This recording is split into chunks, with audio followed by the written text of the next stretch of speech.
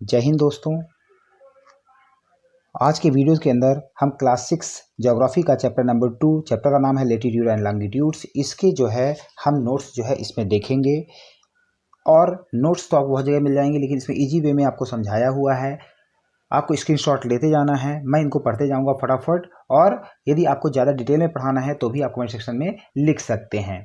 ये आपके नोट्स बनाने के लिए बहुत ही अच्छा जो है, इसमें जो है इजी लैंग्वेज में याद करने के लिए भी आप का इजी होगा, ये नोट कर सकते हैं। पहला क्वेश्चन है what is the true shape of the earth. Earth का ट्रू शेप, सही शेप क्या है? The earth is slightly flatted at the poles. Poles में जो है थोड़ा फ्लैटेड है और इसका शेप जो है इसको हम बोलते हैं जियोइड, GEOID, जियोइड शेप कहलाते हैं। ठीक है। उसके बाद नेक्स्ट क्वेश्चन देखिए कि व्हाट इज ग्लोब। ग्लोब क्या है? कि globe is a true model miniature form of earth. तो ये क्या है? ग्लोब क्या है? एक ट्रू मॉडल है जिसको हम मिनिएचर फॉर्म बोलते हैं ऑफ द अर्थ का है। उसके बाद नेक्स्ट क्वेश्चन आप देख सकते हैं।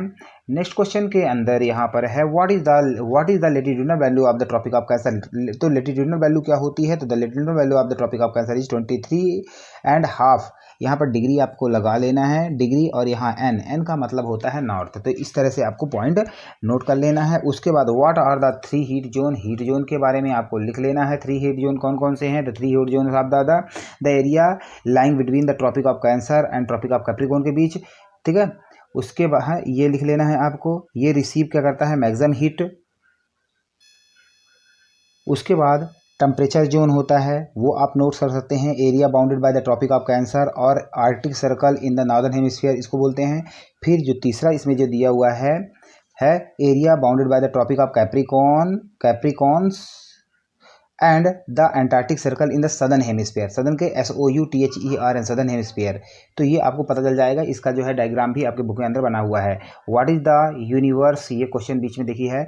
यूनिवर्स क्या है? तो million of the galaxies form a universe. Next question आप देख लीजिए क्या है कि what is the parallels of the latitude and the meridian of the longitudes.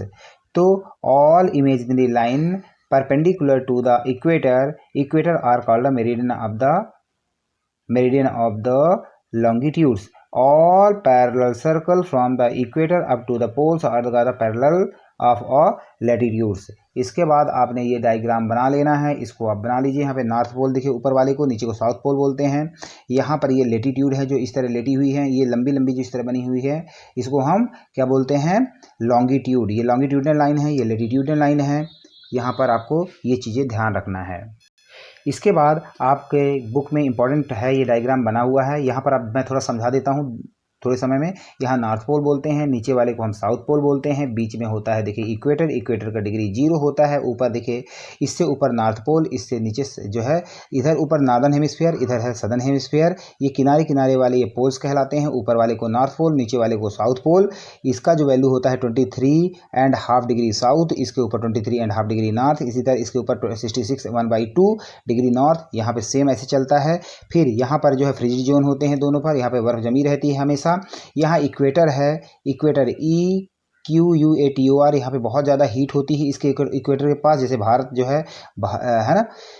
यहाँ पर जो भी देश यहाँ पर आते हैं इक्वेटर के, यहाँ पे सनराइज डायरेक्ट पड़ती है, यहाँ पे बहुत ज़्यादा जो है गर्मी पड़ती है। इसके ऊपर होता है ट्रॉपिक ऑफ कैंसर, नीचे इसी सेम वे में ट्रॉपिक ऑफ कैप्रिकॉर्न होता है, ऊपर होता है आर्कटिक सर्कल, नीचे होता है एंटार्क्टिक सर्कल। तो ये चीज़ आपको ध्यान देना है।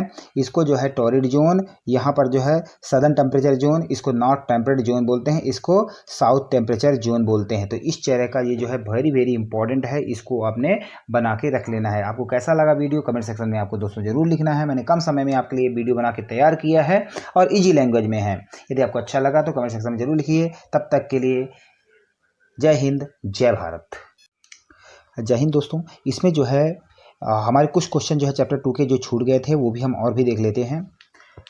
Why does a torrid zone receive a maximum amount heat. तो जो टॉरिड जोन होता है वो ज़्यादा हीट क्यों रिसीव करता है, उसका यहाँ पर ये लिखा हुआ है, आप देख सकते हैं। The mid day sun is exactly overhead the least once a year in all latitude in between the tropic of Cancer and the tropic of Capricorn. This area therefore receive the maximum heat and is called the torrid zone. इसका मतलब ये है कि जो mid day मतलब दोपहर के समय जो है सन जो है एग्जैक्टली कहाँ होता है?